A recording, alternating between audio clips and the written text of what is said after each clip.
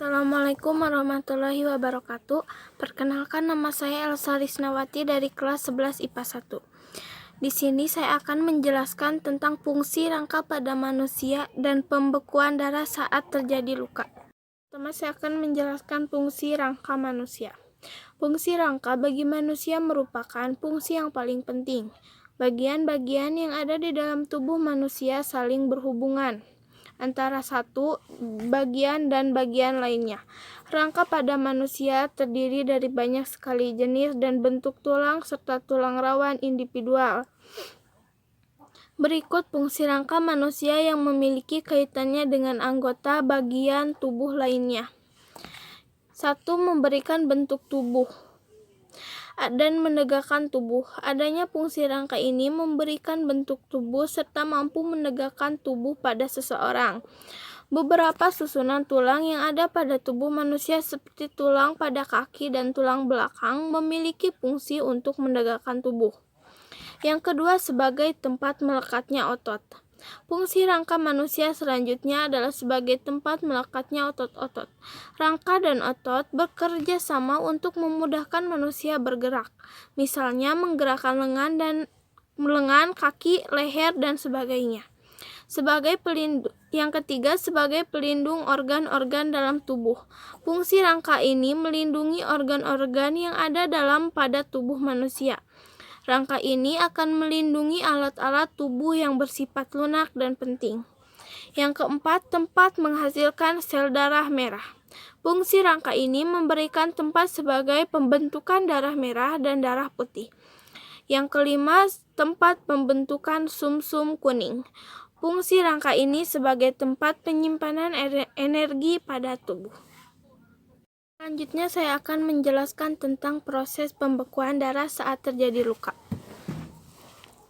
Proses pembekuan darah atau disebut juga dengan koagulasi adalah kondisi di mana darah menggumpal untuk menghentikan pendarahan. Koagulasi ini membuat darah yang tadinya berbentuk cair berubah menjadi padat atau menggumpal.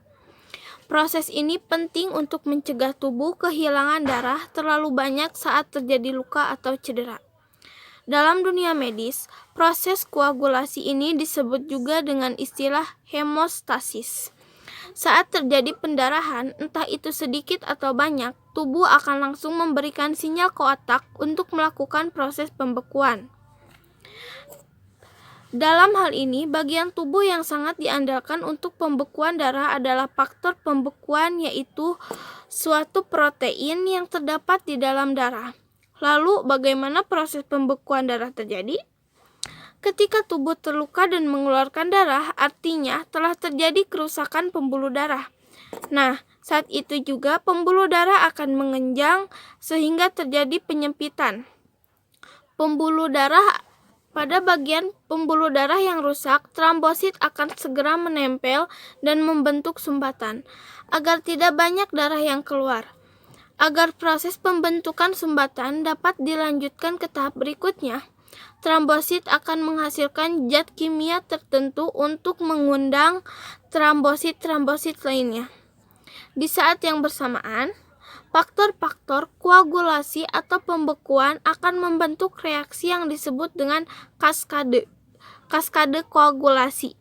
Pada kaskade koagulasi, faktor pembekuan fibrinogen akan diubah menjadi benang-benang halus yang disebut dengan fibrin. Benang-benang fibrin ini akan bergabung dengan trombosit untuk memperkuat sumbatan. Agar pembekuan darah tidak terjadi secara berlebihan, faktor-faktor koagulasi akan berhenti bekerja dan trombosit diambil kembali oleh darah. Setelah luka berangsur-angsur membaik, benang fibrin yang sebelumnya terbentuk pun akan hancur, sehingga tidak ada lagi sumbatan pada luka. Video pembahasan dari saya tentang fungsi rangka pada manusia dan proses pembekuan darah saat terjadi luka. Wassalamualaikum warahmatullahi wabarakatuh.